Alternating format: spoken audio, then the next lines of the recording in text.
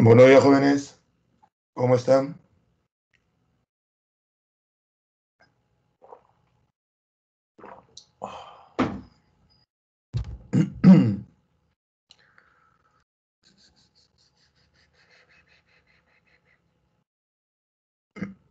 Hola, Estefanía. ¿Qué tal? ¿Se me logra escuchar bien? Nada de robotito.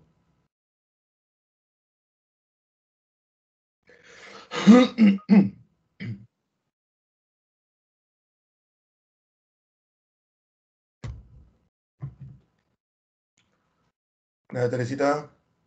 Gracias, milagros. Perdón, pero siempre amanezco así.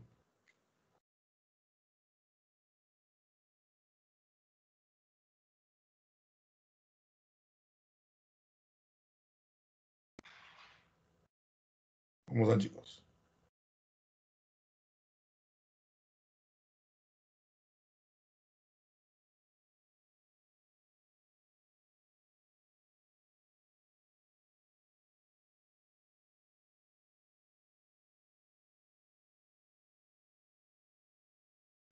Hola, cielo. ¿Qué tal? ¿Cómo estás? Hoy día vamos a hacer un tema un tanto largo, ¿ah? Así que lo vamos a hacer. Vamos a tratar de hacerlo de manera, este, desarrollo completo, ¿no? Hola Víctor, hola Betsy, hola Ángel. Hoy día vamos a ver las cruzadas, vamos a ver las monarquías, tres monarquías, la francesa, la inglesa y la germana. Vamos a hablar un poco de sus reyes y vamos a hablar de dos guerras. Imagínense, la famosa guerra de los 100 años y la guerra de las dos rosas. Con eso estaríamos cerrando la Edad Media, estaríamos cerrando este periodo. Así que vamos a comenzar porque es un tantito largo el tema que nos toca hoy día. Vamos a ver cómo es esto.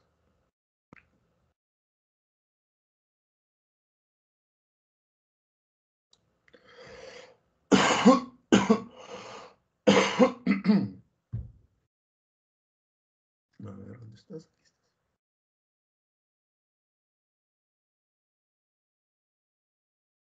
Ahí estamos. Vamos con las cruzadas. Las cruzadas clásicas son las que se dan entre el siglo XI y el siglo XIII. A ver. Lo primero que es tener claro, pues no sé, qué raro, una línea de más acá. Bueno, lo primero que es tener claro es que las cruzadas, ¿ya? Un ratito, voy a ver por qué está así esto.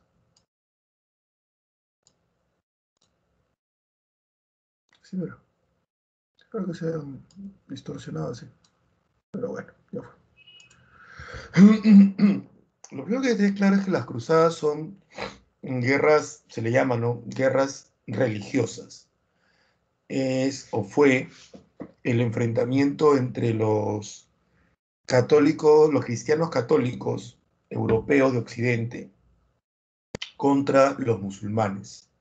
A eso se le llama las cruzadas, que va, como ya vimos, del siglo XI al siglo XIII.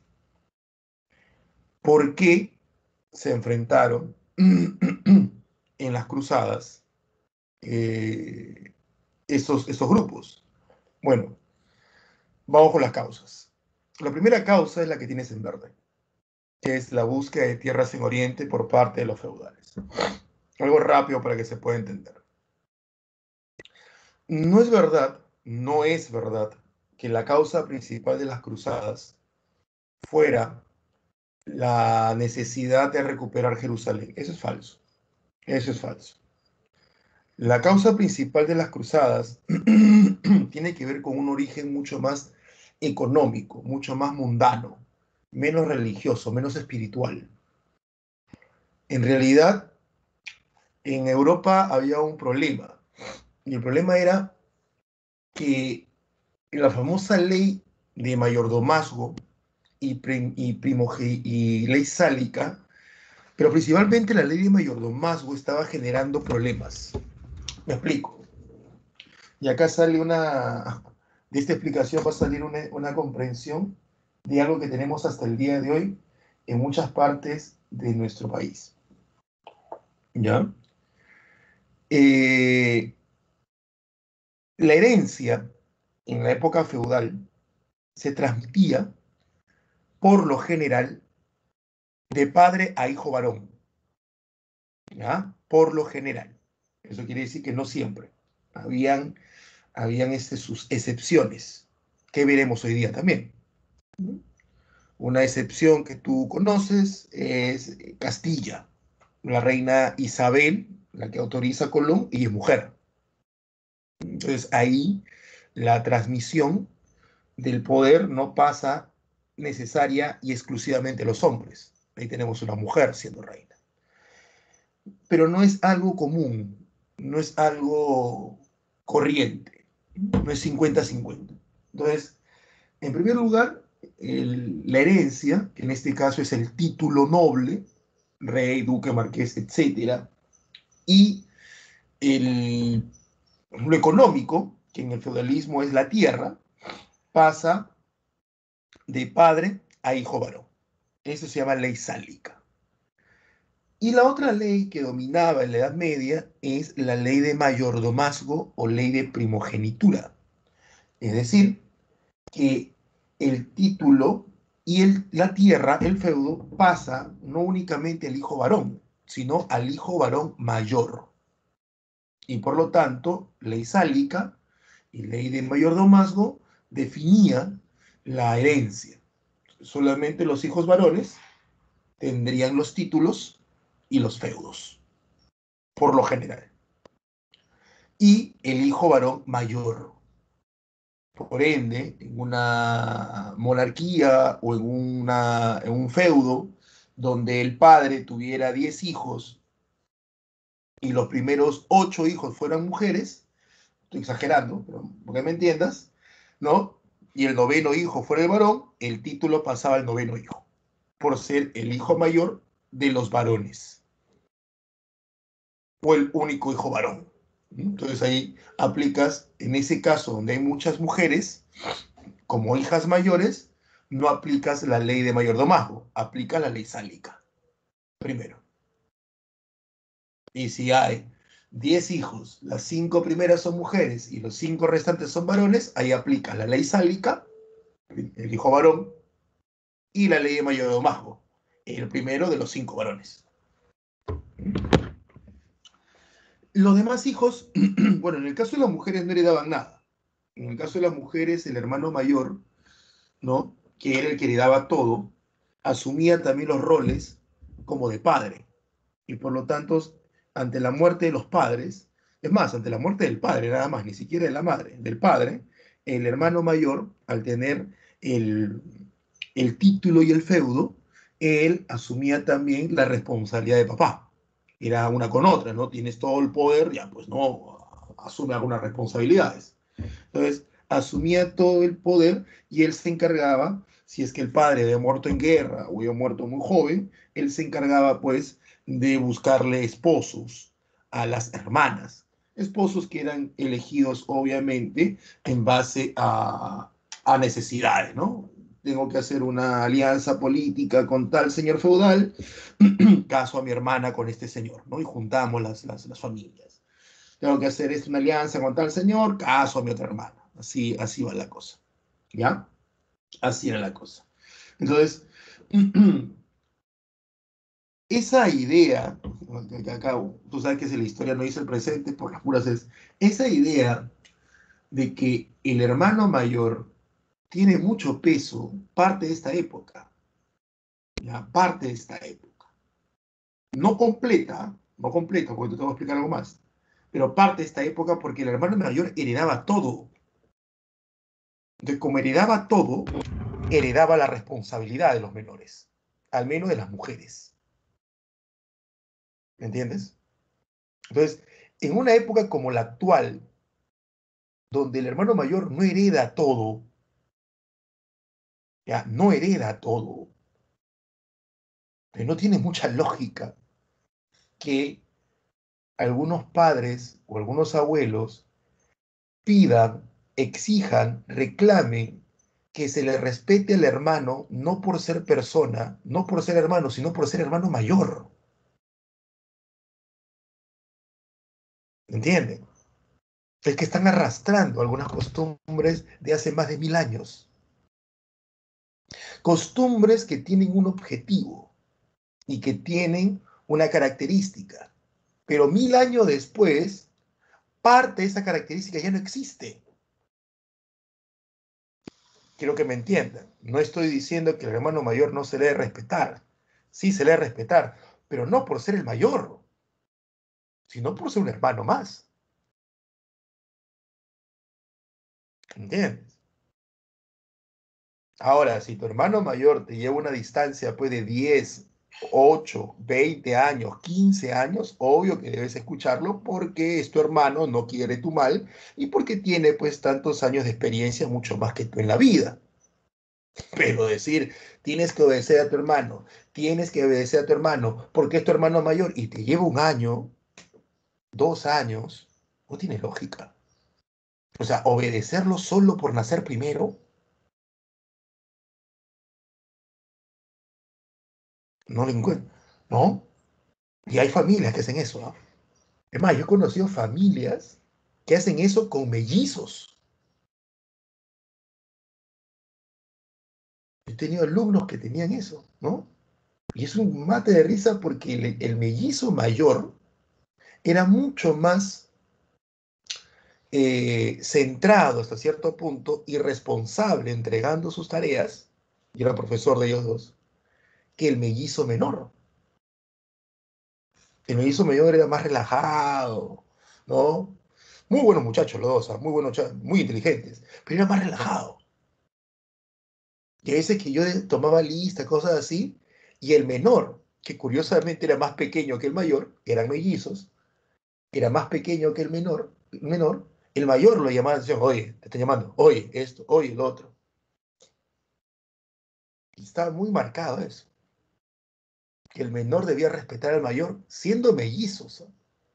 Y la cosa se descuadró peor cuando un día conversando con ellos yo le digo, ¿quién de los dos es el mayor?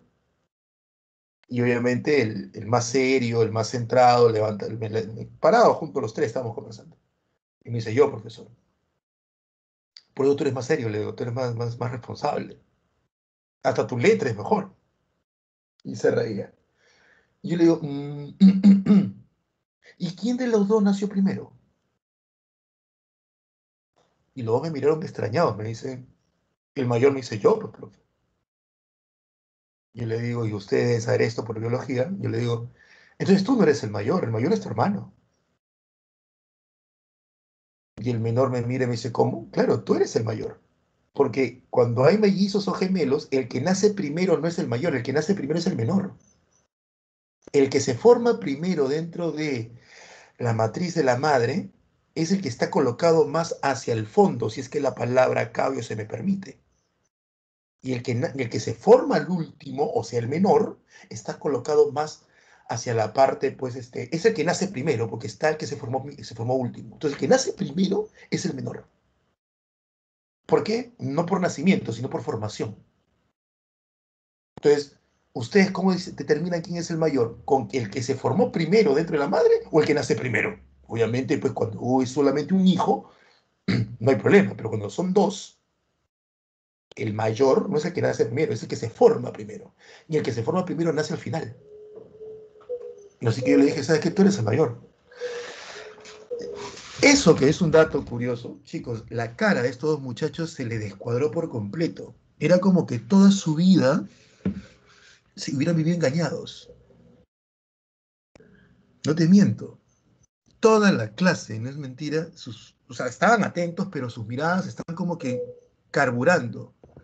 El mayor como diciendo, o sea, asumir responsabilidades sin tenerlas. Y el menor diciendo, pucha, ¿y ahora? Yo debo asumirlas.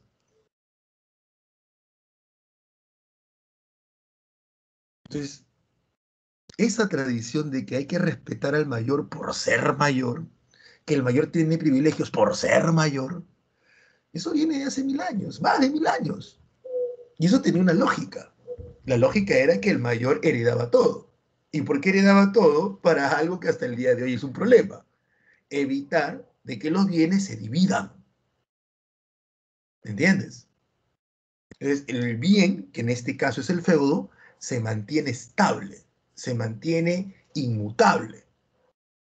El feudo tiene 1000 hectáreas. 1000 hectáreas tendrá así hasta el final de los tiempos, entre comillas. Nada, que tengo 1000 hectáreas, pero tengo 5 hijos, 200 para cada uno. Y cada hijo tiene, no sé, 5 hijos también. Entonces, 40 hectáreas para cada uno. Y cada nieto tiene 4 hijos, 10 hectáreas. Imagínate, el bisabuelo tenía 1000, el bisnieto tiene 40, tiene 10. ¿Por qué? Porque bajo la regla de que todo se le debe dar por igual, va repartiendo, repartiendo, repartiendo, repartiendo, repartiendo. Y eso es lo que ha pasado muchas veces en muchas tierras, en muchas chacras o en el campo peruano. El abuelo tiene tierras en la sierra y los nietos no dicen, oye, vamos a chambear las tierras del abuelo. No, a mí cuánto me corresponde, yo quiero venderla. Y van partiendo, partiendo, partiendo, partiendo, partiendo, partiendo. Y al final tienes una persona que tiene 1 o 2 hectáreas, micros propietarios. Entonces los feudales, para evitar eso, todos se lo daban a uno solo. ¿Y los demás en qué quedaban? Bueno, o vivían, disculpen la palabra tan tosca, ¿no? Pero es una palabra muy coloquial, sin llegar a lo vulgar. O vivían pues de arrimado porque el hermano mayor, o sea, dejaban de lado su orgullo y se quedaban ahí viviendo pues de las cosas del hermano mayor, y el hermano mayor lo aceptaba, si tenía bien aceptarlo, o buscaba otro señor feudal que no fuera su hermano. O si no le gustaban las guerras, le decía a su hermano, le decía al papá mientras estaba vivo, mira viejo, yo no soy para pelea, yo veo una espada y grito, ¿no? Búscame otra chamba. Y otra chamba en la Edad Media, la iglesia, pues, ¿no? Entonces ya decían, tú no eres presto, ya no te preocupes, te voy a traer a alguien que te enseñe latín, que te enseñe griego, que aprendas a leer y aprendas a escribir, y te mandamos a la iglesia. Yo compro tu cargo y te vuelves sacerdote, ¿no? Entonces, como yo soy tu papá, yo soy un duque, de hecho te voy a comprar un cargo pues, de obispo para arriba. No te voy a comprar cualquier curita de pueblo, no, de obispo para arriba. Por eso es que el alto clero, obispo, arzobispo, cardenales, papas, están muy amarrados a la nobleza, porque son nobles, hermanos menores, que al no heredar el feudo, sus padres lo que le daban era cargos eclesiásticos. Le compraba cargos eclesiásticos porque había algo que se llama la simonía, que la simonía no era nada más ni nada menos que la posibilidad que tenías de comprar cargos eclesiásticos u objetos sagrados de la iglesia. La iglesia te da esa oportunidad. Entonces muchos nobles que tenían varios hijos, a sus hijos menores los ubicaban como sacerdotes en la iglesia católica, en cargos importantes. Por eso volvió a insistir, la alta nobleza estaba muy fuertemente vinculada al alto clero, porque eran familia. ¿Se entiende? Al final terminaba el papa, pues el papa terminaba siendo el nieto de un duque, ¿no? O el hijo de un duque. Algo así era la cosa. Pero ¿qué pasa cuando tienes muchos hermanos menores? Que comúnmente se le llamaban los segundones o los sin tierra, o los sin haber. Les llaman los hermanos menores. Y no quieren ser curas. ¿Ya? Y no pueden servir a otro señor. Muchos de ellos se convertían en mercenarios, formaban ejércitos de los llamados segundos hijos, o de los llamados señores segundones, ¿no? Eh, Estos mercenarios vendían sus espadas, o sea, vendían sus habilidades militares adquiridas en su formación como caballeros, pero que no heredaban nada por ser hermanos menores, a reinos o a feudos. Pero llegó un momento en el cual estos mercenarios comenzaron a atacar a los señores feudales, o sea, a sus hermanos mayores. Y comenzó a haber guerras entre los señores feudales y los hermanos menores. Guerras por feudos. Y esto generaba un problema muy grave dentro de la Edad Media. Muy, muy grave. ¿Mm? Problema que al final también trasciende hacia el pueblo, porque la gente del pueblo no entendía por qué entre los señores feudales, supuestamente los nacidos para mandar, supuestamente los nacidos para proteger, se estaban matando entre ellos. Y tú sabes que existen, pues, una cuestión cíclica en la vida, ¿no? Algo cíclico. O sea, disculpen, ¿dónde está? Uy, no, esto no es. Acá estamos, ¿no? Existe algo cíclico. ¿Qué quiere decir? Tenemos un inicio y tenemos un final y un volver a empezar. ¿Ya? Un volver a empezar. ¿Ya? Entonces, si bien es cierto en la sociedad actual, a partir de la revolución industrial, nosotros los occidentales ha imperado una visión lineal de la historia y de la vida, donde nosotros creemos que todo es desarrollo y progreso, todo es desarrollo y progreso, lo que estuvo ayer es menos de lo que estuvo hoy y hoy será menos de lo que estuvo mañana, ayer hubo un iPhone 5, hoy hay un iPhone 12, mañana era un iPhone 14, tenemos una visión lineal, aún manejamos estas visiones cíclicas que son propias de las sociedades arcaicas, que son propias de las sociedades antiguas, ¿no? Una visión cíclica de la vida donde hay un inicio y un nuevo empezar. Aún tenemos esto, que como diría un famoso historiador del arte, Mircea Eliade, ¿no? Donde vemos dos tiempos, el tiempo sagrado y el tiempo profano. El tiempo sagrado, ¿no? El tiempo de los rituales, el tiempo de los dioses, y el tiempo natural, el tiempo común y corriente. Ejemplo de ello, hoy, para todos nosotros, es un tiempo profano, tiempo común y corriente. El lunes, inicio de semana, man, que me saco la lagaña, ¿no? Que todo mi cafecito para despertarme, ¿no? Mi mamá está que me pone, o mi papá, con quien yo iba, me está poniendo pues un pancito aquí para comer, dirías tú, ¿no? Es un tiempo profano, es un tiempo normal, ¿no? Pero si uno de ustedes hoy cumple años, el tiempo es distinto, es un año más, ¿no? Te dan ganas Happy Verde. Hay familias que te cantan Happy Verde, conocí esto, familias que te cantan Happy Verde justo en la hora en que naciste, como que revives un acontecimiento que sucedió hace 16, 15, 17, 18, 20 años. El tiempo es distinto, el día es distinto para ti. Y si es un día más, aún siendo tu cumpleaños, te sientes mal, te sientes triste, más de lo habitual, porque es tu cumpleaños. Estás iniciando una novedad. Todos lo han vivido. Hasta se sienten tristes porque no celebraste tu cumpleaños, celebrar el cumpleaños, como estás acostumbrado ya que la pandemia, maldita sea, a partir de los que nacieron marzo, abril, los que no pudieron tener quinceañeras, no pudieron tener 18 años, se sienten mal porque no pudieron celebrar ese nuevo inicio. Tiempo distinto. ¿Qué es Año Nuevo? Es un tiempo sagrado. Comer las 12 uvas, que son 12 uvas que representan los 12 meses del año. ¿Mm? Es un inicio con rituales. ¿A qué hora son las 12? Ya pon los relojes, ya, ¿a qué hora es? ¿A qué hora es? El brindar, el hacer una serie de supersticiones o cábalas. ¿Entiendes? Entonces, ahora imagínate lo sagrado, entre comillas, que debió ser el tiempo en el siglo XI. O sea, en el año 1000. Es el cambio del milenio. Si de un año a otro tiene ciertas connotaciones rituales, ciertas connotaciones sagradas, entre comillas, no por Dios, sino por cuestiones metafísicas, ¿ya? Y uno lo ve como algo distinto, como un nuevo inicio.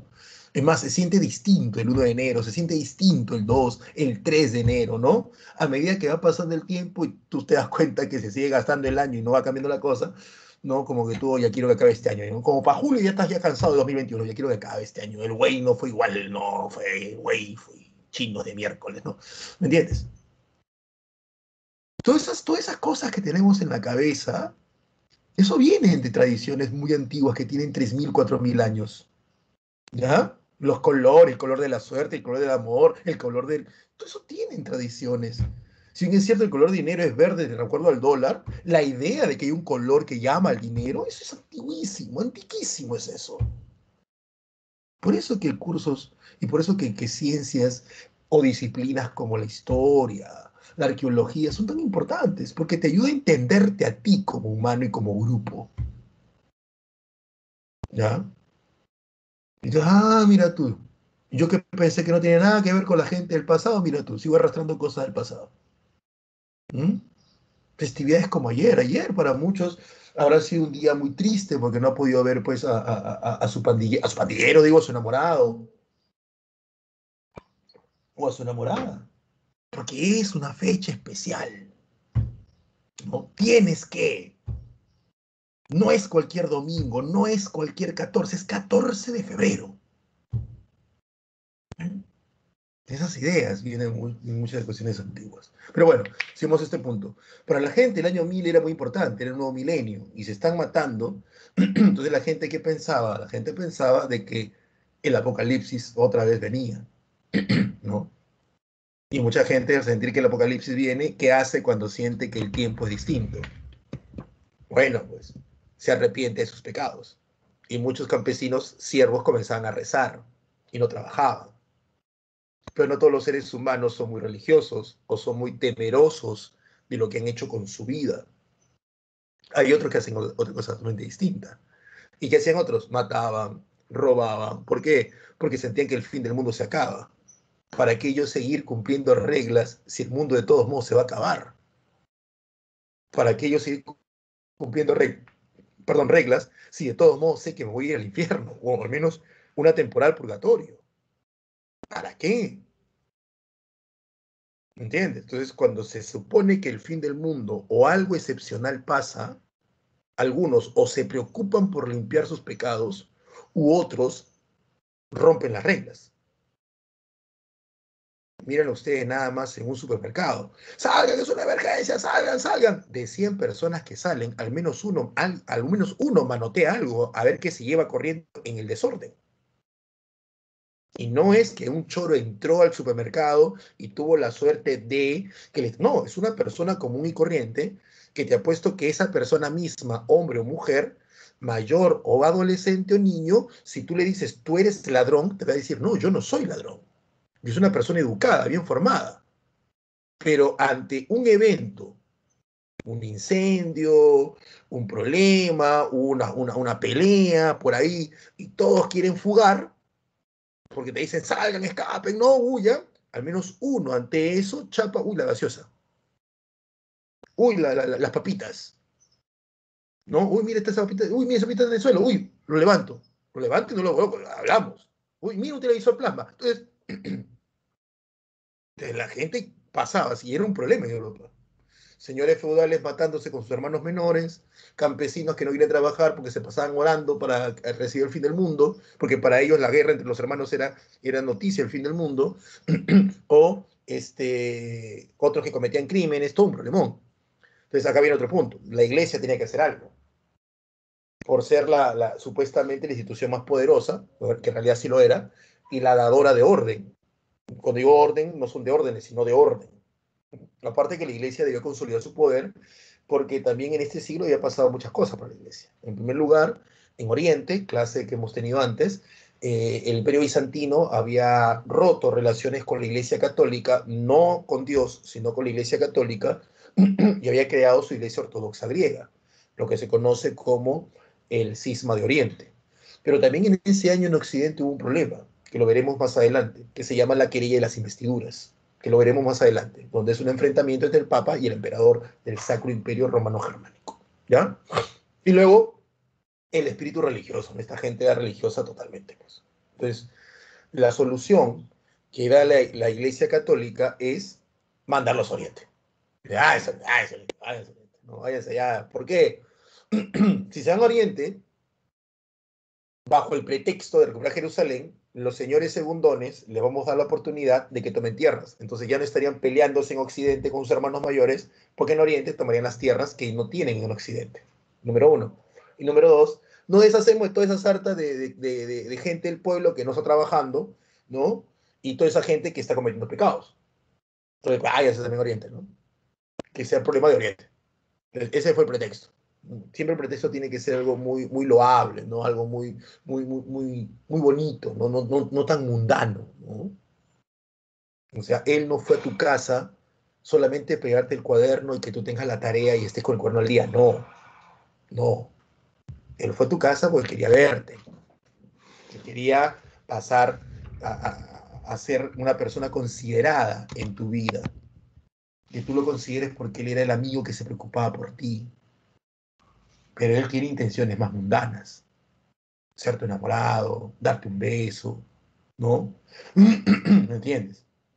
Pero su pretexto para poder acercarse a esta chica del ejemplo son pretextos muy, muy, muy elaborados, muy encumbrados. No, no, me preocupo por ti, tú eres mi amiga, yo soy tu mejor amigo, ¿no? Yo te entiendo, él no te merece, etcétera, etcétera, etcétera. El pretexto tiene que ser eso, para eventos como estos, ¿no? Entonces, y el inicio es en el Concilio de Clermont, donde el Papa Urbano II convoca a las cruzadas diciendo que Dios así lo quiere, ¿no? Y así se inicia todo esto. Voy a ver si tienen alguna pregunta o duda.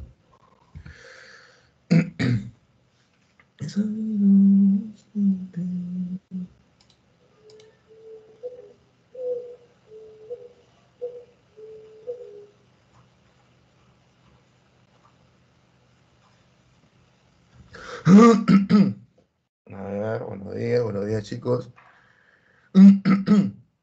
Eileen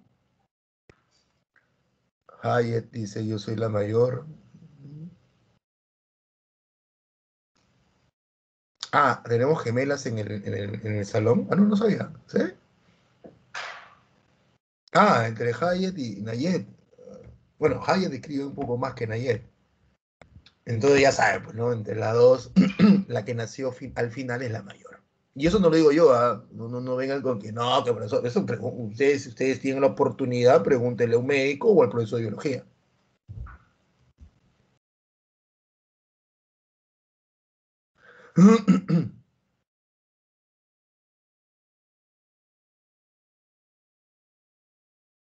A ver, profesor, disculpe la tardanza. Ah, ya, Juan. Sí, sí.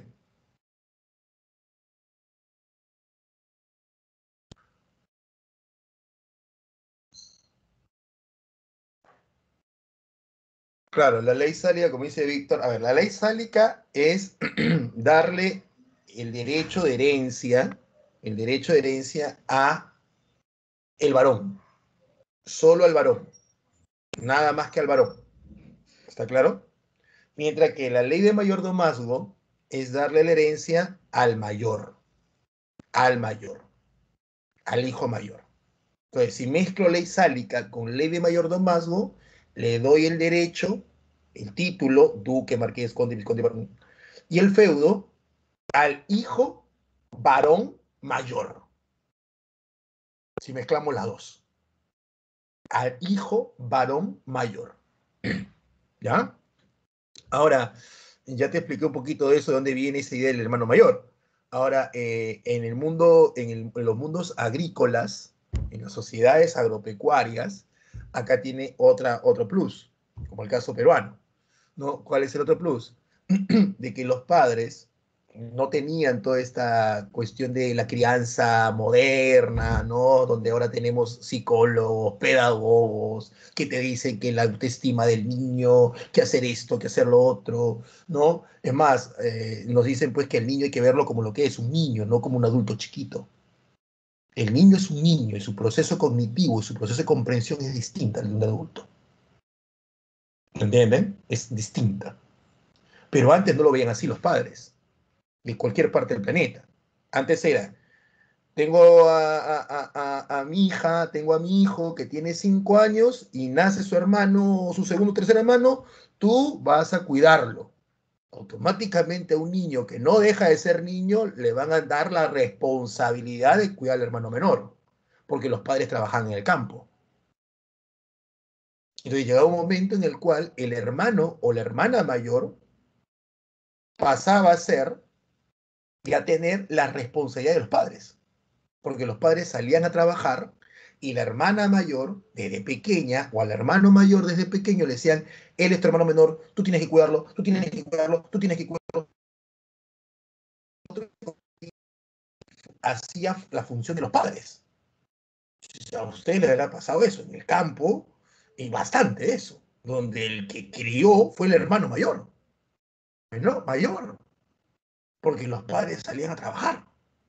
Entonces ahí hay otra connotación, ¿no? Del por qué todavía queda esa idea muy fija del respeto hacia el hermano mayor o hacia la hermana mayor. Porque ellos eran los padres en cierto punto, porque estaban todo el día con los hermanos. ¿Entiendes? Es más, hay lugares donde el hermano mayor hereda la chacra, pero el hermano mayor no estudia. Los que estudian son los menores.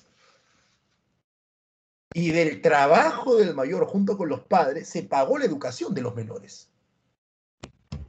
Entonces ahí también se entiende el por qué. Respeta a tu hermano mayor va a decir, tu hermano mayor va a hablar. Porque son sociedades pues que tienen costumbres, ¿no? Sociedades muy pegadas a nosotros, obviamente, porque son nuestros abuelos, bisabuelos o padres, pero que han tenido unas costumbres distintas por el entorno y el momento que les tocó vivir. Entonces hoy día tú le dices a un joven, ciudad, respeta a tu hermano mayor, o tu hermano mayor, tú tienes que hacer, tu hermano mayor dice, no voy a tener ni toda la herencia completa, ni siquiera toda la chara completa, ni la casa completa, y encima tengo que hacer todo esto, son todo el beneficio. ¿Mm? Las cosas, por eso que chocan bastante. Mucha gente dice, no, no es como antes. No, no es que no sea como antes, es verdad, no es como antes porque las estructuras, o al menos ciertas formas de ellas, están modificándose. Pues. A su madre con un apagón. Ah, eso y ya es tu costumbre, Juan. Entonces tú tienes que cortar la luz cada vez que haya año nuevo. Ahí está Víctor, dice cumple 18 mañana. Feliz cumpleaños, Víctor, adelantado. Ya, Víctor, ya no es delito, Víctor. Ya, ya es legal, Víctor, ya es legal. Ten cuidado, Víctor, que por ahí hay mujeres que te van a querer hacer daño, Víctor.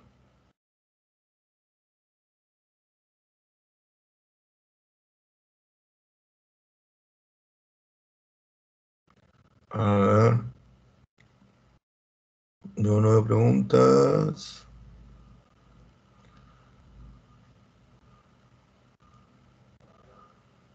Sí, Karen, va después del Tratado de Verdún. El Tratado de Verdún es en el año 843, las cruzadas son del siglo XI.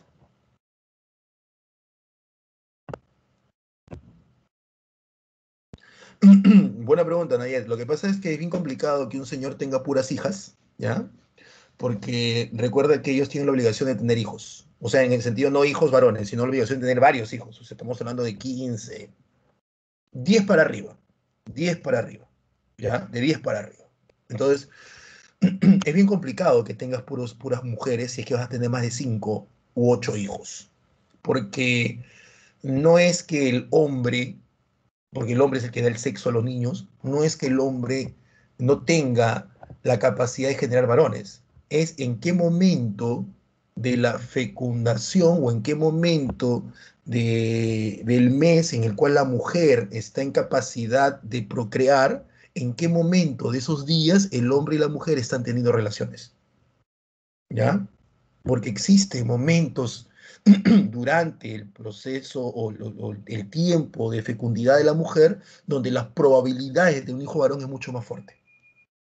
¿Ya? Y eso no es broma, esto es algo científico. Porque el espermatozoide que lleva el cromosoma del varón vive menos tiempo que el espermatozoide que lleva el cromosoma de la mujer. Por eso es que la naturaleza, como dicen, es sabia. El sexo femenino es indispensable para la sobrevivencia de la especie. Por eso que hasta su cromosoma sobrevive más tiempo. En cambio, el masculino, menos, hasta para eso somos flojos los hombres, para que me entiendas. ¿Ya? Entonces, cuando la mujer está en su momento de mayor fertilidad, es ahí donde las probabilidades, o sea, el doctor te dice, ¿no? Ponte, mañana la señora está en su mayor grado de fertilidad del mes. Ya, es ahí donde las probabilidades de que nazca varón sean muy fuertes. Nada, que no, que luna llena, que mira, que mirando al oeste, no, eso son tonterías. ¿Ya? Eso son tonterías. ¿Mm? Profe, ¿cómo sabe usted eso? Porque hasta cartillas se transmitieron eso durante la Segunda Guerra Mundial en varios países y ciudades después de la Segunda Guerra Mundial ante la pérdida de tantos hombres. se repartieron cartillas. Y en menos de 20 años el número de hombres y de mujeres volvió a ser estable. Claro, como dice Aileen, buscan siempre un varón. Por ahí el rey debe tener un hijo, así no sea del propio matrimonio, o un hermano, ¿no? Ahí comienzan las guerras, pues, ¿no? Porque a veces el papá no quería desheredar a sus hijos y hacía lo que se llama la pragmática sanción, que es un documento por el cual te brincas la ley sálica y le transmite la herencia a la hija, ¿no? Y nunca falta el tío o sea, el hermano de tu papá que no quiere que tú, mujer, tengas el trono y comienza una guerra civil, pues, ¿no?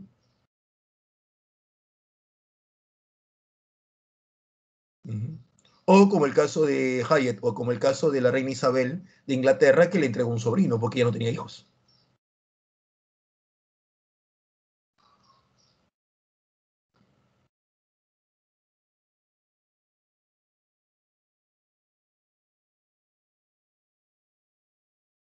¿Qué más acá? Ah, esa es la pernada.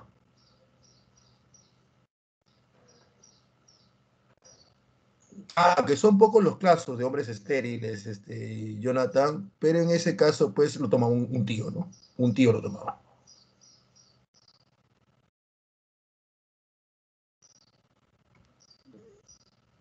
¿Qué pasa si el hombre no quería tener hijos? Imposible, Víctor. Imposible que no quisiera tener hijos. O sea, esa idea de que yo decido si quiero tener hijos, eso, Víctor, perdóname, viene hace 100 años, 150 años. Y los nobles era una obligación.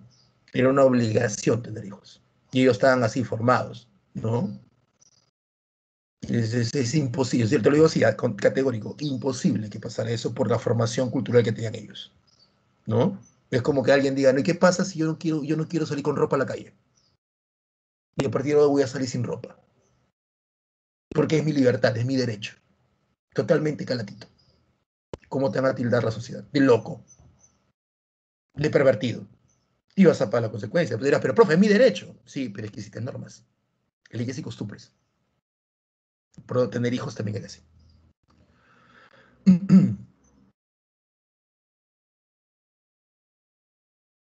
Listo, Ángela. Sí, pasa eso, vuelvo a insistir, vuelvo a insistir. Pasa eso, pero tiene que ver con los días. Sí.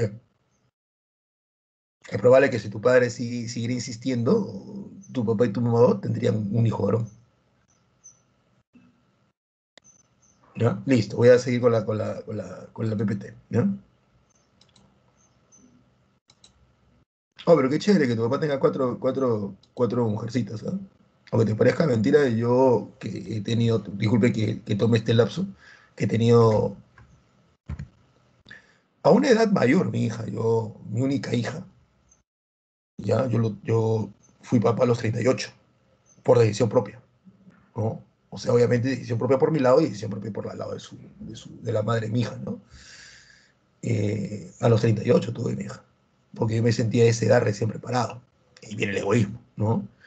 Pero no, eso no era mi comentario era que yo quería tener una hija. O sea, aunque te parezca mentira, yo no quería tener hijo. O sea, si venía un hijo, genial, ¿no? Lo iba a ver, lo iba a amar, obviamente, era mi hijo. Pero yo quería, no soy creyente, pero si se pudiera decir, rezaba, como se dice, ¿no? Pero no lo hacía, tener una hija. Y yo contento. Y contrariamente a lo que creen muchos, yo considero que tener una hija, la crianza es mucho menos complicada que tener un hijo. Muchos creen muchos dicen esto, ¿no? Tener un hijo varón es más fácil criar que una hija. No, yo creo que es al revés. Debe ser por la edad que tengo, ¿no? Debe ser por la edad, ¿ya? Pero sí, yo brinqué un pie cuando el médico en la ecografía dijo, es mujer. Yo feliz. Olvídate, tener macho, hasta ahorita soy feliz, ¿no? A ver, las cruzadas. 8 cruzadas. 8 cruzadas, ¿ya? La primera fue la única cruzada que recupera Jerusalén. En la primera cruzada, los caballeros cruzados, donde no va ni un solo rey, todos son nobles, señores segundones, la mayoría, es la única donde se recupera Jerusalén. Y se recupera Jerusalén porque también los musulmanes que habían tomado Jerusalén hace un tiempo estaban en lucha constante entre ellos. ¿No? Recuerden ustedes cuando hablamos algo de musulmanes, le dije que el Islam como religión nace en Arabia Saudita, nace en Arabia, y que los fundadores de esa religión son los árabes, pero que no todos los musulmanes luego serán árabes. Luego eran musulmanes que son turcos, musulmanes que son persas, musulmanes que son africanos. Entonces comienza guerras entre ellos, ¿no? Que porque tú mandas, que yo lo fundé, que te habrás creído, que esta es mi religión, arranca, arranca nomás, que yo soy más poderoso, y comienza la guerra entre ellos. Entonces cuando se dan las cruzadas, cuando se inicia la cruzada, la primera cruzada, los musulmanes estaban en conflictos entre ellos. Y esto hizo que al momento de tener que defender Jerusalén, que para los musulmanes también es una ciudad sagrada, para la cristiandad Jerusalén es una ciudad sagrada porque Cristo vivió ahí. Y ahí está la tumba de Cristo, ¿no? Eh, para los musulmanes, Jerusalén es una ciudad sagrada porque a pocas cuadras donde se encuentra la tumba de Jesús, Mahoma muere y Mahoma va al cielo muerto y se construye una mezquita. Mezquitas son los templos musulmanes, la mezquita de la roca se llama eso. No lo confundamos con la piedra negra. La piedra negra se encuentra en Arabia y está dentro del templo llamado Kaaba. Y la piedra negra es un objeto que supuestamente libera de pecados a los hombres y a las mujeres. Obvio. Mientras que la mezquita de la roca está en Jerusalén. Y se llama así porque sobre una roca, no piedra, roca, que es más grande, sobre una roca muere Mahoma en los brazos de su sexta esposa. ¿Ya? Muere Mahoma y Dios se lo lleva al cielo. Alá se lo lleva al cielo. Entonces, sobre esa roca se construye una mezquita. Entonces Jerusalén también es un lugar sagrado para los musulmanes. Y también es un lugar sagrado para los judíos porque los judíos, ellos aseguran que Jerusalén fue construido por David, ¿no? Ellos construyeron Jerusalén, entonces Jerusalén les pertenece. Es más, ahí está el templo de Salomón, ¿no? El famoso muro de los lamentos, es lo único que quedó del templo de Salomón luego que este fuera destruido, ¿ya? Jerusalén es sagrada para las tres religiones. Por eso que hasta el día de hoy, Jerusalén, que está dentro de Israel, el país llamado Israel, que es de judíos, Jerusalén, por decreto de la ONU, no le pertenece, está bajo la protección de la ONU. ¿No? O sea, está dentro de Israel, pero no es de Israel. Porque de ser de Israel sería Jerusalén únicamente los judíos. Y para evitar conflictos con las otras dos religiones, para ser sincero, para evitar conflictos con los musulmanes, Jerusalén tiene un estatus especial, hoy por hoy, un estatus especial. Por eso que se armó tanto escándalo cuando Donald Trump colocó su embajada de Estados Unidos en Israel, en Jerusalén, como reconociendo que Jerusalén le pertenece a los israelíes, ¿no? Y eso se armó todo un escándalo. Pero bueno, eso sí es otro punto. Entonces, la primera cruzada, donde no hay reyes, dirigida por Godofredo de Bouillon, disque descendiente de Carlomagno, recuperan Jerusalén, uno, por la fuerza de estos militares, y dos, porque los musulmanes están en conflicto. Esta primera cruzada tuvo dos etapas. Una primera etapa llamada la Cruzada Popular, donde van a ir puros campesinos, una desgracia, pues a todos los mataron, y la Cruzada Señorial, donde van a ir señores feudales y señores segundones, ¿no? Entonces, cuando ellos llegan a Jerusalén, ellos recuperan Jerusalén, porque es el pretexto, pero no quieren quedarse en Jerusalén, ellos quieren hacer lo que fueron, tomar tierras, ¿no? Y van y toman tierras, y Jerusalén queda muy poco poblada por católicos. Por eso que se da una segunda cruzada. La segunda cruzada, donde se iba un rey, Luis VII el monje de Francia, va para ver cómo está Jerusalén y para ver por qué Jerusalén no tiene la población católica que debería tener para protegerla y evitar que los musulmanes la recuperen. Y es que en realidad pues no tiene la población, la gente no se está quedando en Jerusalén por la sencilla razón de que la gente no fue por Jerusalén, la gente fue por tierras. Y todos van a Jerusalén, recuperamos y nos largamos a nuestra tierra, ¿no? Entonces, lo que tanto temía Luis VII el monje se hace realidad. Entre la segunda y tercera cruzada, los musulmanes logran, en base a guerras, unificarse. El gran unificador de los musulmanes se llamó Saladino, al-Yahin Sadin. Saladino, él los unifica, él los mantiene controlados y él es el que recupera Jerusalén. Una vez que recupera Jerusalén, se va a dar la tercera cruzada. Ahí es donde no sé si ustedes han visto la película Cruzadas con Orlando Bloom, un actor que se hizo famoso por El Señor de los Anillos, como el elfo Legolas, y se hizo famoso por Piratas del Caribe, ¿ya? Aunque al final ya no sale. Él hace una película sobre cruzadas, sobre la recuperación de los musulmanes en Jerusalén. Y ahí aparece el último rey cristiano de Jerusalén, porque en la primera cruzada, cuando recuperan Jerusalén, el que está a la cabeza de esa cruzada se llamó Godofredo de Bouillon, y cuando los cruzados recuperan Jerusalén, le quieren dar el título de rey de Jerusalén a Godofredo, y Godofredo no quiere. Godofredo considera que él está pagando una promesa a Dios. Muy religioso Godofredo. Y Godofredo dice, yo nunca podré coronarme de oro en el mismo lugar donde a mi Señor Jesucristo lo coronaron de espinas. Yo no quiero, no puedo ser el rey de Jerusalén. Yo solo seré el protector del Santo Sepulcro. Y fue muy bonito. Pero los cruzados querían un rey para Jerusalén, ¿no? Y es ahí donde eligen al hermano de Godofredo, a Balduino de Bouillon, y él será el primer rey cristiano en Jerusalén, el Balduino I. Y el último rey que pierde Jerusalén, bueno, él no lo pierde en realidad porque él muere antes, es Balduino IV, Balduino el leproso, que era un rey muy bueno, un buen guerrero.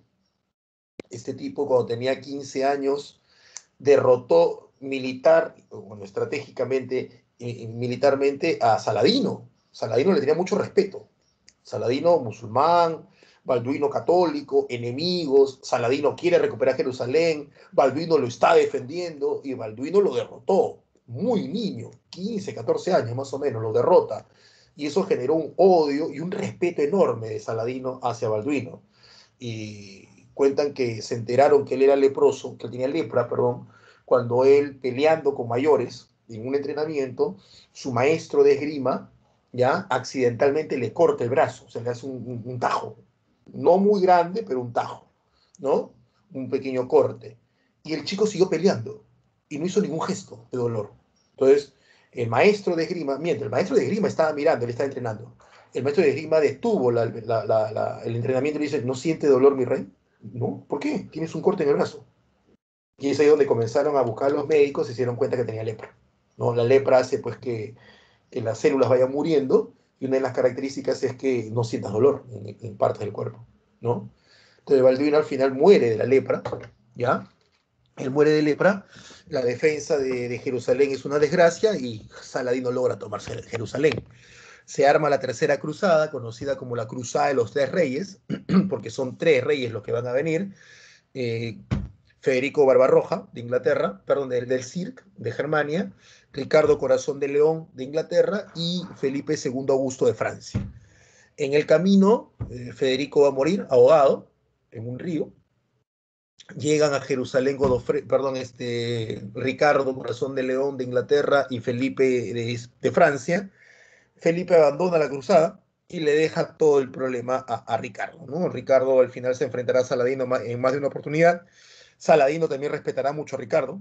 Ricardo se convierte en uno de los caballeros icónicos de las cruzadas, aunque cometió muchos crímenes, tanto así que hasta el día de hoy en Oriente se dice, duérmete que viene Ricardo, ¿no? Y al final Ricardo se da cuenta pues de que nadie quiere quedarse en Jerusalén, así que él por las puras está que pelea por recuperar Jerusalén, cuando va a hacer lo mismo, o sea, la va a recuperar y después de un tiempo todos se van a ir de Jerusalén porque ven a Jerusalén como un lugar de peregrinación, no para vivir, todos quieren sus tierras o quieren regresarse a Europa, entonces él dice, tremendo gasto que voy a hacer, ¿no? En dinero y en hombres, para que luego Jerusalén vuelva a caer tarde o temprano, porque la mentalidad de la gente no es quedarse en Jerusalén. Por eso que él hace un trato con Saladino, donde Jerusalén queda en poder de los musulmanes, pero se le permitía pues hacer peregrinaciones, y Ricardo regresa a Inglaterra. La Cuarta Cruzada ya no es por Jerusalén. ¿Por qué? Porque los cruzados se han dado cuenta de algo, de que Oriente no solamente tiene tierras, tiene comercio, y comercio a gran escala, la ruta de la seda y las especias, y que ese comercio que tiene Oriente eh, hace que tengas productos que no tienes que sembrar, o sea, rompe con ese día de autarquía feudal. Entonces la Cuarta Cruzada los comerciantes italianos, que tocaremos más específicamente la próxima semana, los comerciantes italianos comienzan a establecer rutas comerciales para poder asegurarse esos productos, ¿no? La cruzada de los niños, que no es contada, como te das cuenta ahí, unos niños dicen que soñaron que Dios les dijo que yo debía recuperar Jerusalén, y al final los chibolos se salen yendo a disque a recuperar Jerusalén, ¿no? Y terminan siendo esclavizados y prostituidos por los italianos, los hijos de Dios eran estos italianos. La quinta cruzada se van a África, buscando establecer nuevamente rutas comerciales con los árabes. La sexta cruzada, conocida como la cruzada diplomática, donde el rey que va a la cruzada está excomulgado, el papa se molestó con él y lo excomulgó, ¿ya? Y él va y logra un nuevo tratado por el cual se permite que los católicos vayan a Jerusalén a peregrinar. Y la séptima y octava cruzada, dirigidas por el rey de Francia, Luis IX, conocido como el Santo, tú lo conoces como San Luis, ¿no? Ahí lo tienes. Entonces, las cruzadas, renace el comercio entre Oriente y Occidente, entre Asia y Europa, se impulsó el comercio, entonces lo veremos más detenidamente la próxima semana. El feudalismo se debilita, claro, porque muchos señores feudales mueren, porque ya no solamente es el feudalismo el único sistema económico de Europa, sino que ahora ha aparecido el capitalismo, porque ya no solamente la tierra es una fuente de riqueza, sino también una fuente de riqueza viene a ser el comercio y la moneda, ¿no? El poder de los reyes se fortaleció. Vamos con los reinos. Antes de entrar a los reinos, ¿ya? Algo rápido. Vamos a ver aquí. A ver.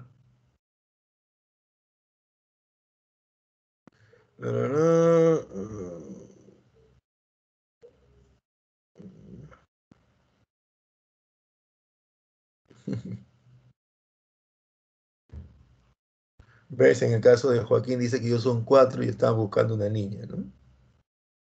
¿Alguien tiene alguna pregunta? Estoy en el chat, mirando el chat.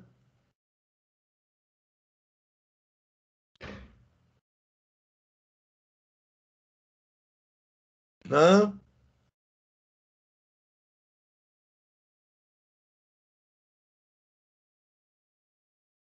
Listo, entonces pasamos a seguir, ¿no? ¿Verdad? Y nuestras compañeras que están en aula, que nos han confesado que son gemelas idénticas?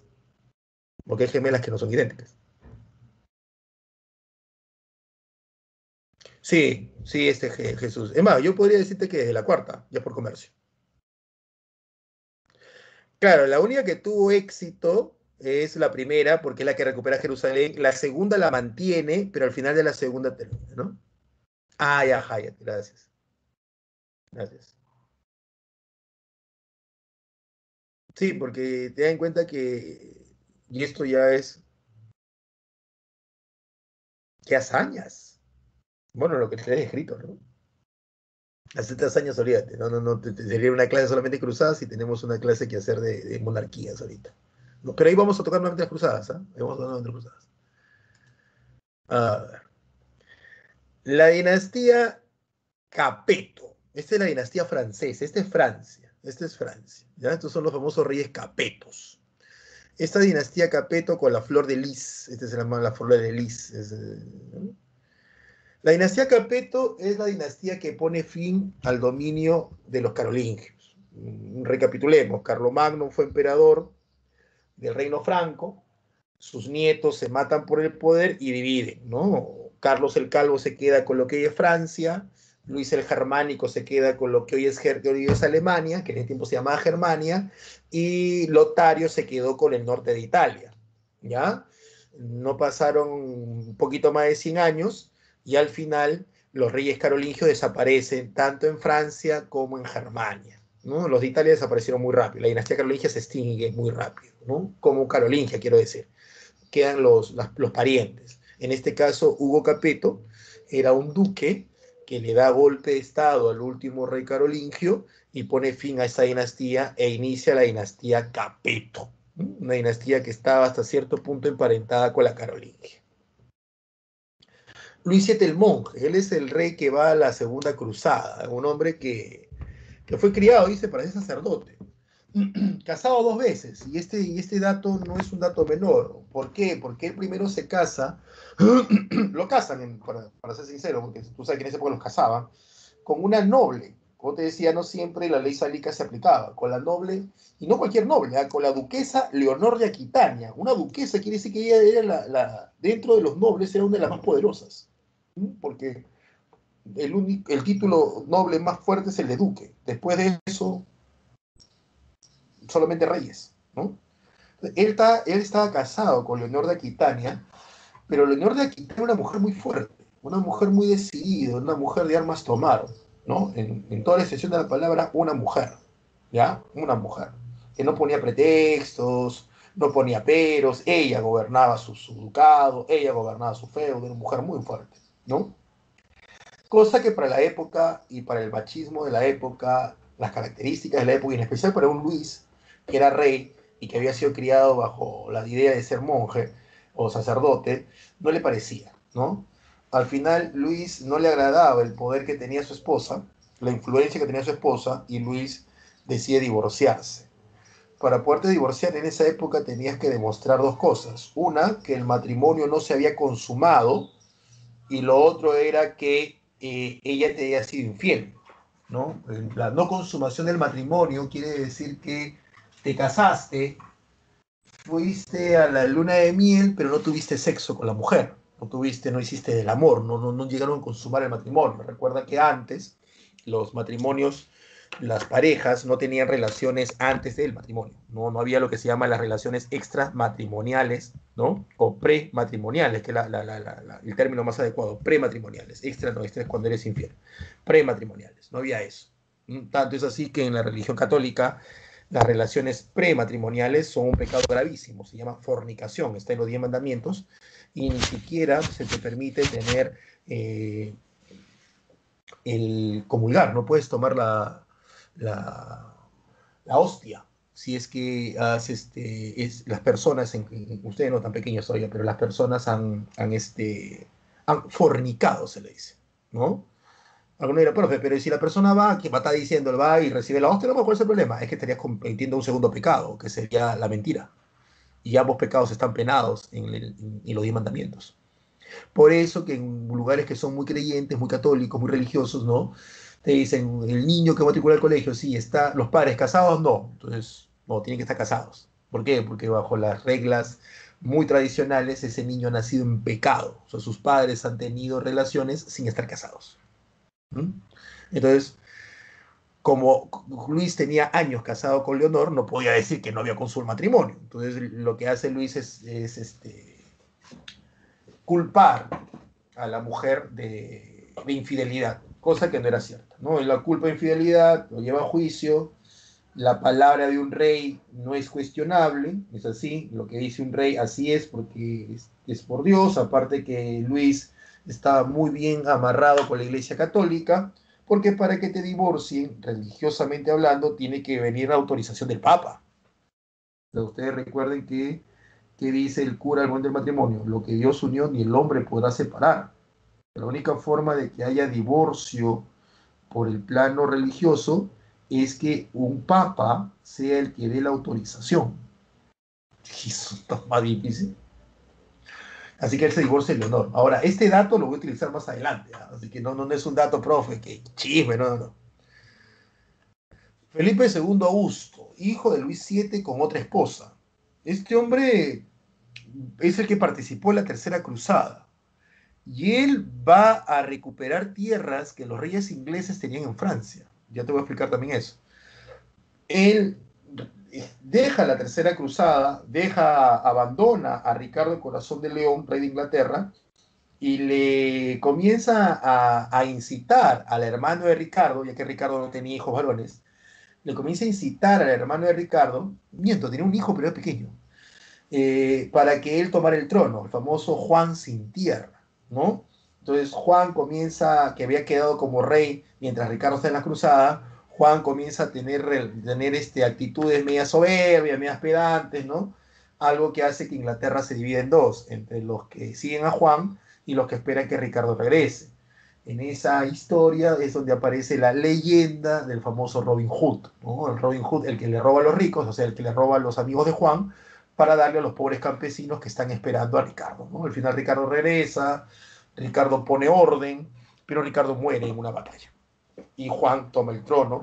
Juan va a guerra, Juan sin tierra va a guerra contra Felipe, y Felipe pues se pasea con Juan y le quita los territorios que los ingleses tenían en Francia. Ahorita te explico por qué los ingleses tenían territorios en Francia. Luis IX el Santo, ¿no? San Luis, el que te decía que fue la séptima y octava cruzada, un hombre que todos respetaban, ¿ya? Él llega a las paces con Inglaterra, él firma un tratado que se llama el Tratado de París. Él muere de peste, un hombre bueno, pero bueno, olvídate, hasta cólera de este tipo, bueno. Tú le das de comer y le decían, señor, la comida está rica, y él decía, sí, está muy rica, yo no merezco comer comida rica, y agarraba y le echaba tierra a la comida, ¿no? Tú le ponías una cama y le dices, señor, las camas están cómodas, sí, yo no merezco dormir en cama cómoda, si mis hermanos duermen, y se tiraba al suelo. Así era este tipo, ¿no? O sea, no merecía nada, ¿no? Y al final no mereció la vida porque se salió muriendo, ¿no? Le dio peste. Felipe IV el Hermoso. ¿Ya? Él es el que inicia los estados generales. ¿Ustedes se acuerdan cuando hicimos Revolución Francesa? Ya, él es. Él tiene conflicto con la iglesia porque él pasa por un momento de crisis muy grave, por eso que crea los estados generales. ¿Ya? Y en ese conflicto que él va a tener, él va a chocar con la Iglesia Católica, porque él decidió elevar impuestos a la iglesia dijo no, no quiero que haya impuestos, y Felipe se molestó, Felipe dijo, ya, no me quieres que cobre impuestos, qué chévere, entonces dijo, ninguna riqueza de Francia pasa al Vaticano, un problemón,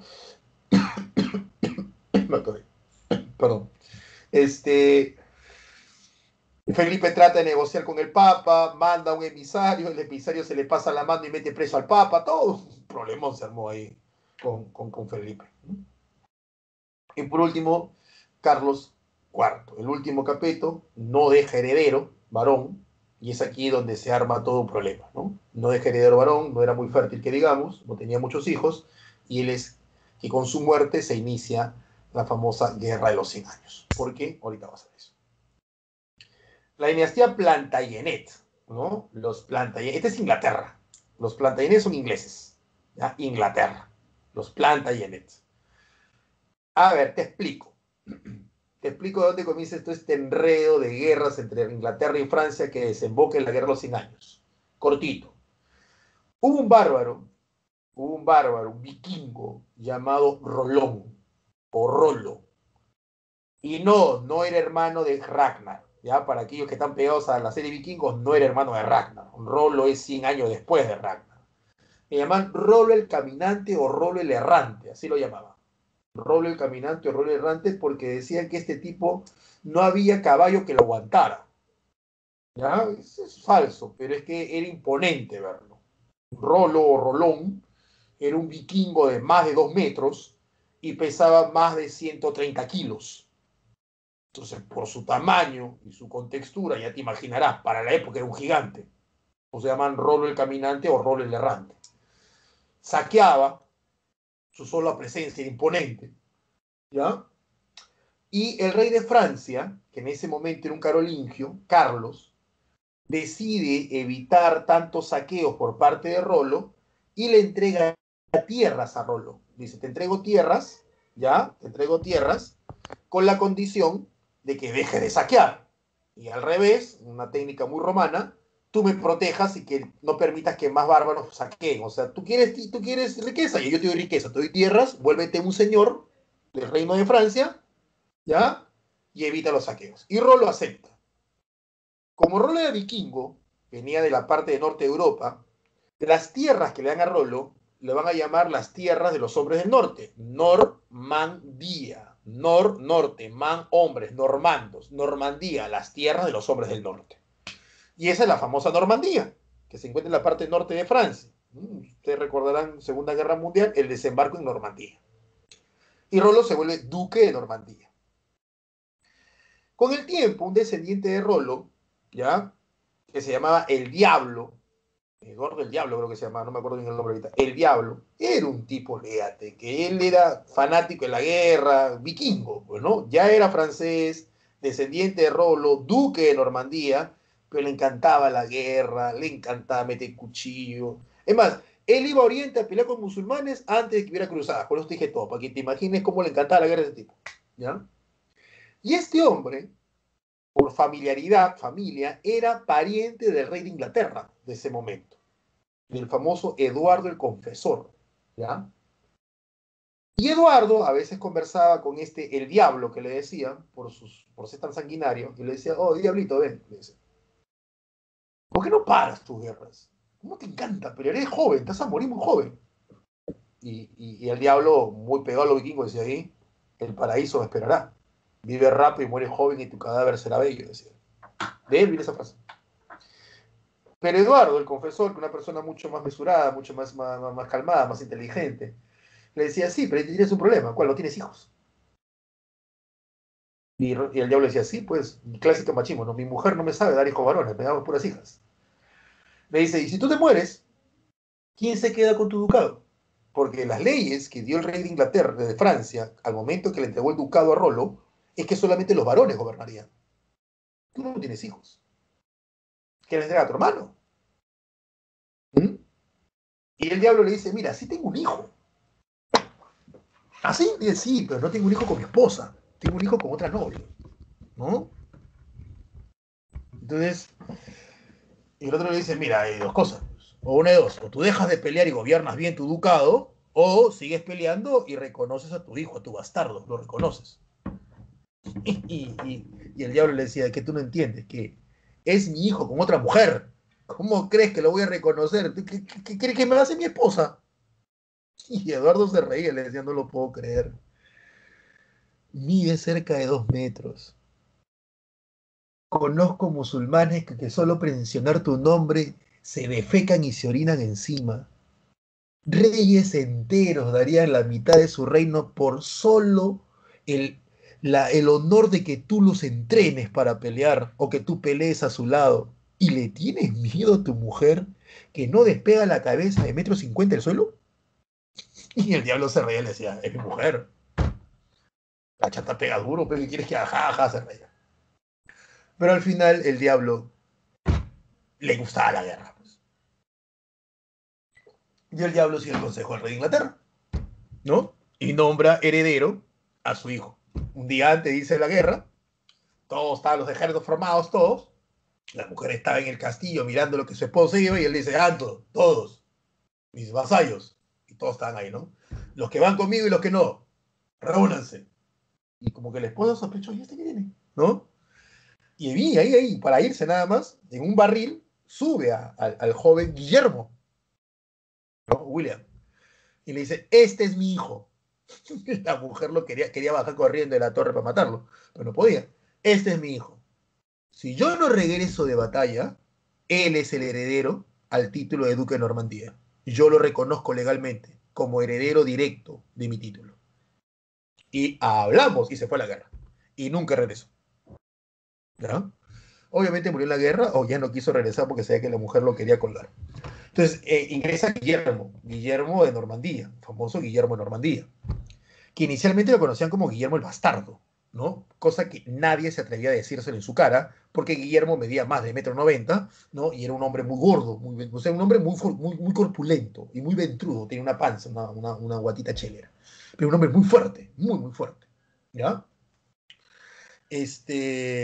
Muchos consideran que de Guillermo el Conquistador, disculpen este paréntesis, algunos me entenderán, otros ni me van a entender, ¿ya? Aquellos que vieron la serie Juego de Tronos, muchos consideran que este Guillermo el Conquistador es en quien se basa el autor de estas obras para hacer a Robert Baratheon, que es el rey, ese que antes había sido alto, que agarraba un mazo, ¿no? Y que después termina gordo, ya muchos consideran que es de esta figura histórica, Guillermo el Conquistador, que él toma esta imagen. Paréntesis cerrado. Guillermo se vuelve duque, pero siempre esta idea era medio era bastardo y todo lo demás. Y él le pide la mano a una noble, ¿no? Es muy interesante porque él manda una carta diciéndole al papá de esta chica, quiero casarme con su hija, soy Guillermo de Normandía, duque de Normandía, que no es poca cosa. Y la carta llega con un emisario y se lo dan al rey, al noble, el noble lo lee, está la hija presente y la hija pues se ríe y dice, yo nunca me casaré con este bastardo por más duque que sea, ¿no? Me casaré con este bastardo, así, con desprecio, y todos se ríen. Y el mensajero que estaba ahí se para, porque estaba rodeado delante de este noble. Y el noble le dice, tú no te puedes parar delante de mí así, sin que yo te autorice. Y el tipo se quita la capucha y le dice, yo sí puedo porque soy un duque. Que era el mismo Guillermo había ido a dejarle la carta. Y mira a la chica y le dice, así que bastardo, ¿no? Todos se quedan helados, no pensaban que Guillermo había llegado. Se imagina una bestia de metro, 2 metros que se levantó. Y Guillermo cogió así, por sorpresa a todos, agarra a la chica, que la chica pues, medía metro 40 y tanto, 30 kilos con la ropa mojada, y la cargó con una sola mano y se la llevó a los cuartos. Los agarró frío todos, y todos salieron pues a querer matar a Guillermo, ¿no? ¿Qué está haciendo? Y se escuchaban unos gritos adentro del cuarto. Y pensaban que Guillermo estaba deshonrando a la chica, ¿no? Ya te imaginas, la estaba violando. Y cuando logra romper la puerta, lo encuentran a Guillermo sentado en la cama, sentado, imagínate Guillermo sentado, con la chica boca abajo cruzada sobre sus piernas. Y él que le daba de nalgadas, como niñita malcriada, sí, le está dando de nalgadas para que aprenda a respetar a Guillermo y un duque.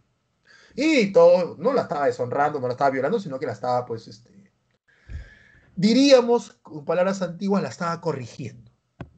Yo diría, obviamente, eso no sería dable, ¿no? Y todos le ponen espada al cuello, ¿no? Por lo que estaba haciendo Guillermo, porque de todos modos la estaba deshonrando, no la estaba violando, pero la estaba pegando. Y la chica se detiene y dice, alto, nadie toque a este hombre. Y todos, oye, ¿pero por qué, no? Porque este va a ser mi esposo.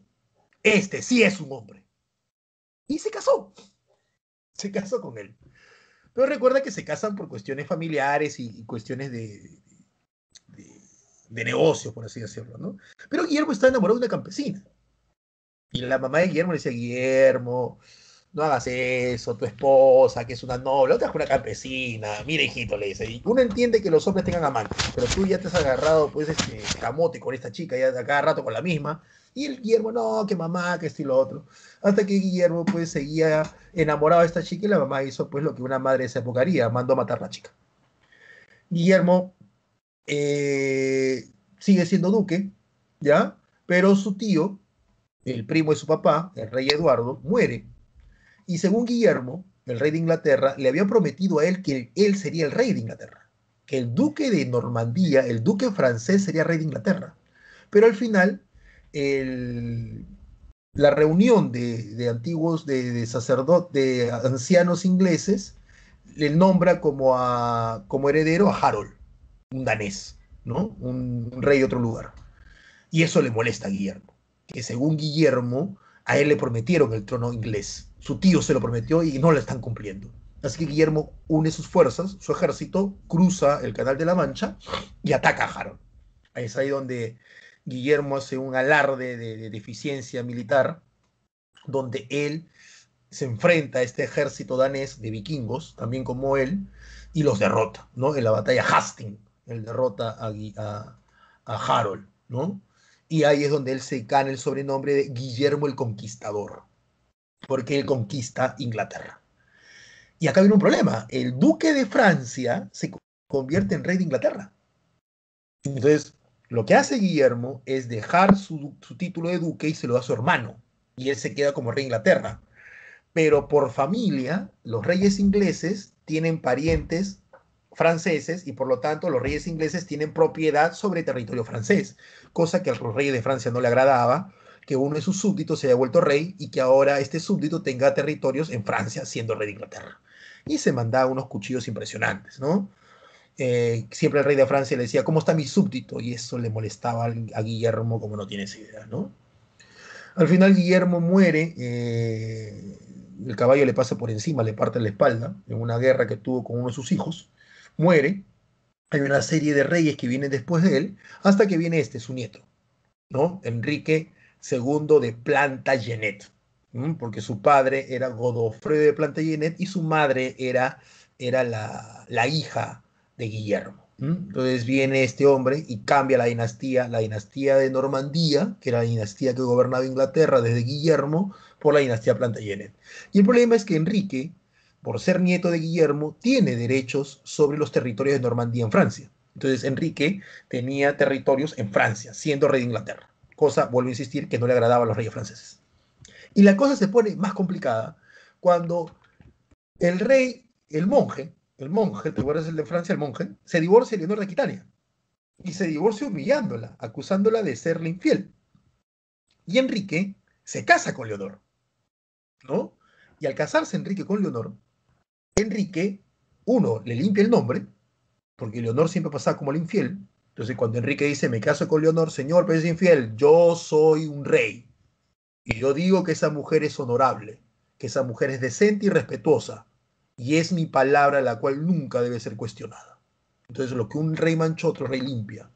Y Leonor, venganza de Leonor, ¿no? Le entrega su ducado a Enrique.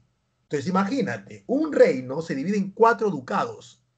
Enrique, por herencia del abuelo, era duque de Normandía. Y por herencia ahora de la esposa, también tiene Aquitania. O sea, la mitad de Francia le pertenece al rey de Inglaterra. Es un problemón lo que se han metido estos dos.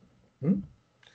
Y ahí viene el hijo de Leonor y de Enrique, Ricardo Corazón de León, rey de Inglaterra y señor de Aquitania y de Normandía, ¿no? Felipe II Augusto, el que va a la cruzada con él y que lo abandona, le reventaba que él tuviera tantos territorios. ¿Mm? Al final, Felipe incita al hermano, a él, a Juan Sin Tierra, para que le quite el trono a Ricardo. Ricardo regresa en las cruzadas, pone orden. Ricardo muere de un flechazo, ¿no? Eh, Juan entra en guerra con Felipe, Felipe II Augusto de Francia lo derrota, le quita las tierras, a Juan le llamaban sin tierra porque el papá nunca le dejó ninguna herencia, o sea, Enrique II nunca le dejó ninguna herencia, ¿no? Y al final Juan, como cometió este error y pierde Aquitania y pierde Normandía, ¿ya? Juan lo obligan los nobles a que firme la Carta Magna, que es un documento que le limita poderes al rey. ¿No? La Carta Magna le limita poderes al rey porque el rey había cometido errores que había llevado a perder Normandía y Aquitania.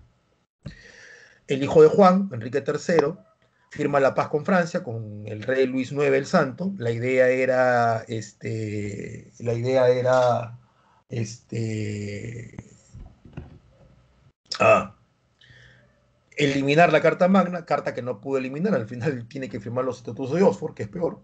Eduardo I conquista Escocia, ese es el que tú ves en la película de William Wallace, Corazón Valiente. Eduardo II, un rey inepto, incapaz, anecdóticamente era homosexual, anecdóticamente, no tiene nada que ver su incapacidad y su ineptitud con su opción sexual, ¿no? Pero era inepto, se casó con una reina francesa, perdón, se casó con una princesa francesa, ¿ya? Con Isabel, se casa con ella. Con Isabel tiene un hijo, que es Eduardo III, e Isabel era hermana de Carlos IV, de Francia. Entonces, cuando Carlos IV muere, y no deja heredero, Eduardo, que era sobrino del rey de Francia, dice, yo debo heredar el trono de Francia. ¿Por qué? Porque mi tío se ha muerto sin dejar heredero. Mi mamá es la princesa de Francia, hermana del rey muerto. Yo heredo el trono.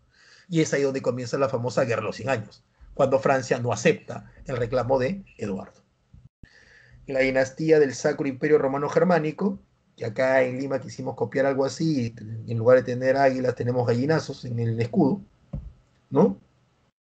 Que no es otra cosa pues que la fundación del CIRC, del Sacro Imperio Romano Germánico, desde Otón, aquí lo tienes, ¿no? Desde Otón. Otón es el primero que funda esta dinastía. Otón primero funda la dinastía, ¿no? A él lo nombra el Papa emperador del Sacro Imperio Romano Germánico. Tienes la dinastía Sajonia, luego tienes la Franconia, que es la que va a tener problemas con la Iglesia Católica, la que quería investiduras, ¿ya? Y esta dinastía Franconia también está en la época de las cruzadas, ¿no? Luego viene la Hohenstaufen, que se llama dinastía Hohenstaufen, aquí es donde tienes a Federico, el que va a la tercera cruzada y muere, ¿ya? Luego hay un interregno, es decir, no hay un rey. En la dinastía Hohenstaufen también está Federico II, el que va a la sexta cruzada. Y luego viene la dinastía Habsburgo, que es la que tenemos con Carlos IV, que da una ley por la cual los emperadores del CIRC se vuelven emperadores por voto, no por herencia, por voto. 7 príncipes deben votar por el emperador. Por eso es que un descendiente de Carlos IV, el famoso Carlos V, puede ser emperador del CIRC y rey de España al mismo tiempo. Es el conflicto que habrá en esta iglesia, que no lo tocaremos hoy detenidamente porque el tema es larguísimo. Y acá está la famosa Guerra de los 100 años, ¿no? Que enfrenta a Eduardo III de Inglaterra con Felipe VI, el que es nombrado rey de, de Inglaterra, de Francia, perdón. Felipe VI Valois, ¿no? Ahí está el antecedente, que ya he hablado sobre Eduardo, y acá están las causas de la guerra. Es una guerra que dura más de 100 años, es una guerra que no son 100 años completos, son 114, pero no son completos, o sea, pelean un año, dejan de pelear varios, ¿no? Encima está la peste negra en medio. Inglaterra estaba ganando esta guerra y al final la termina perdiendo. Tiene un rey totalmente incompetente al final de la guerra, que termina perdiendo la guerra, ¿no? Francia no cae. Es más, Francia es levantada la moral por la presencia de Juana de Arco, ¿ya? Aquí está, los años de guerra, ¿no? Y al final, como te digo, Inglaterra pierde una guerra que la tenía ganada, 100 años de inversión, y esto lo lleva a esto, a la guerra de las dos rosas, una guerra civil dentro de Inglaterra, ¿m? Donde la casa Lancaster, la Rosa Roja, se enfrenta a la casa York. La Lancaster fue la que estuvo peleando la guerra, ¿ya? Y fue la que pierde. Entonces los York reclaman a los Lancaster como perdiste una guerra hecha. Guerra de las dos rosas. Al final, esta guerra, ¿ya? Esta guerra termina cuando aparece una tercera casa, la casa Tudor. La casa Tudor es la casa de la Rosa Negra. Y esta casa de la Rosa Negra hace que las dos casas terminen uniéndose, él las une y cambia su color de rosa de negra a roja y blanca. Esa es la casa Tudor. Que luego tenemos al famoso Enrique Tudor.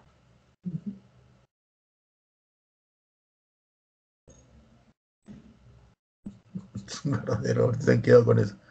Las claves y ya nos vamos. Esta es.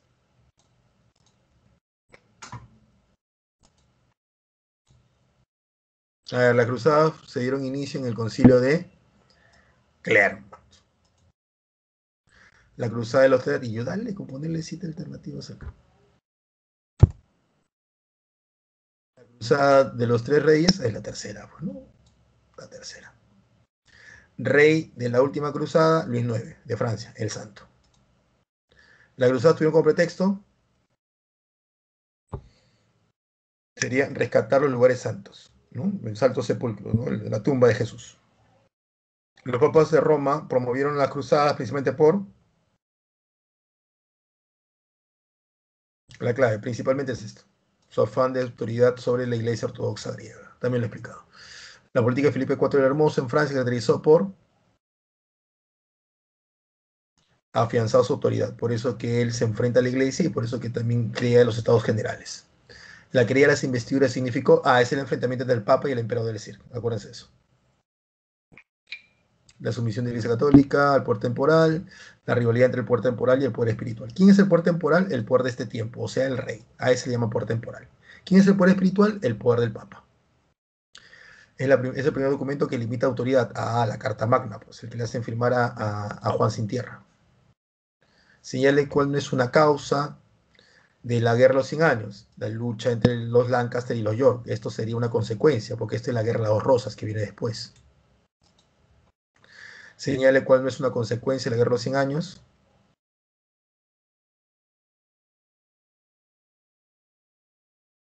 No es una consecuencia, sí.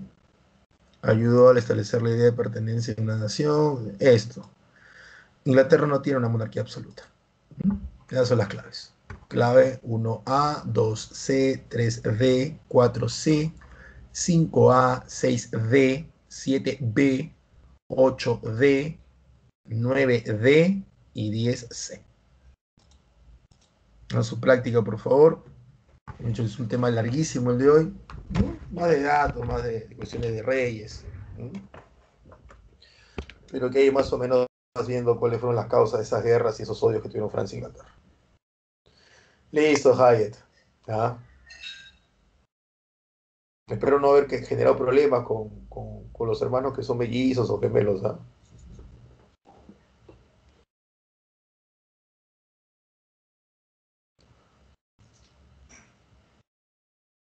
Ya, nada, Nayet, ¿no? Cuídense bastante, que tengan un buen inicio de semana. Listo, José, que tengan buen inicio de semana. Ahora,